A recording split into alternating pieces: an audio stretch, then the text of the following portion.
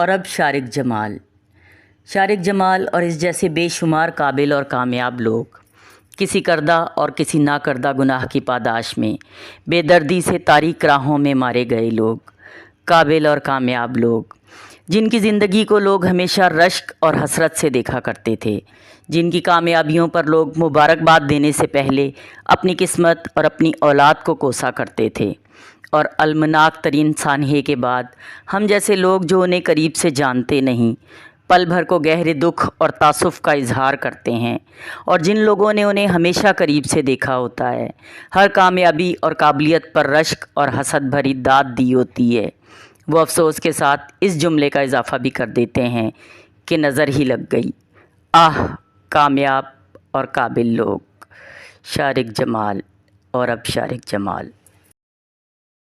السلام علیکم friends, welcome back to my channel doctor کی diary. This is doctor Farah Rahman with another vlog with another social issue.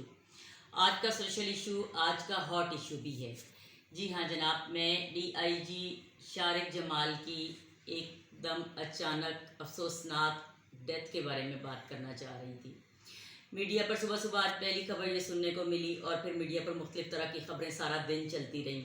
پہلے یہ کہا گیا کہ وہ اپنے گھر میں مردہ پائے گئے، پھر یہ کہا گیا کہ وہ اپنے گھر سے ذرا فاصلے پہ کسی فلیٹ میں مردہ پائے گئے، پھر یہ کہا گیا کہ جی فلیٹ کسی سرکاری افسر کا تھا، پھر ایک اسٹیٹمنٹ آیا کہ نہیں فلیٹ ان کا اپنا تھا، ذاتی طور پہ خریدا ہوا، اور وہ کبھی کبھی وہاں جایا کرتے تھے۔ پھر یہ کہا گیا کہ ان کی اپنی مسز کے ساتھ کافی عرصے سے علیحدگی چل رہی تھی، اور وہ اپنی فیملی سے علیحدہ اس فلیٹ میں رہ رہے تھے۔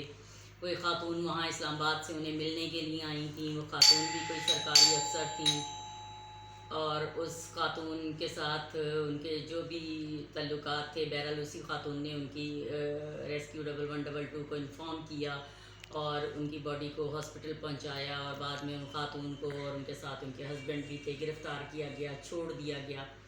سارا ٹائم آج میڈیا پہ چلتا رہا۔ شارق جمال صاحب بہت قابل پولیس آفیسر تھے، اور بہت جلد وہ 21ویں گریڈ میں پروموٹ ہونے والے تھے۔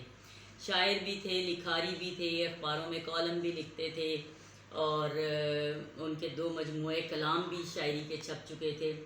اتنی بہت ساری کامیابیوں کے بعد بھی شارق صاحب کی اس طرح کی اچانک ناگہانی موت نے افسردہ کر دیا۔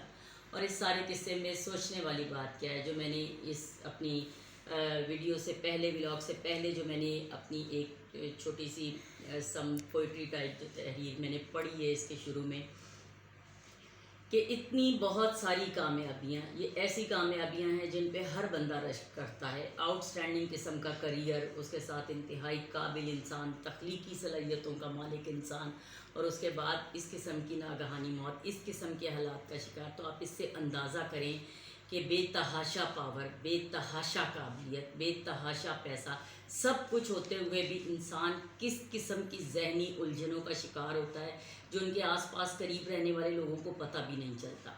پوری دنیا میں ہی ذہنی بیماریاں ایک دم سے بہت زیادہ بڑھ گئی ہیں۔ مختلف قسم کی اس کی وجوہات ہیں، لیکن ان میں ایک بہت بڑی وجہ جو ہے وہ سکون کا نہ ہونا بھی ہے۔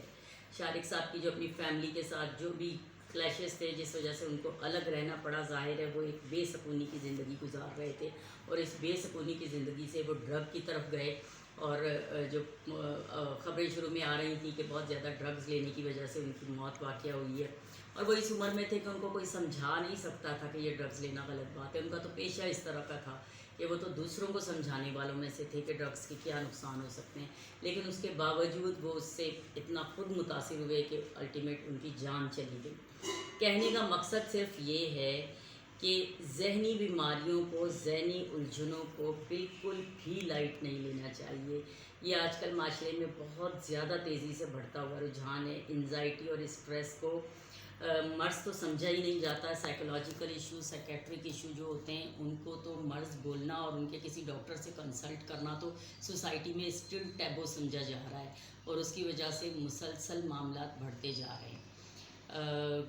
تھوڑا نہیں، مکمل سوچیے، چینل کو لائک کریں، سبسکرائب کریں، اور ویڈیو کو دوستوں کے ساتھ شیئر کریں۔ Thank you.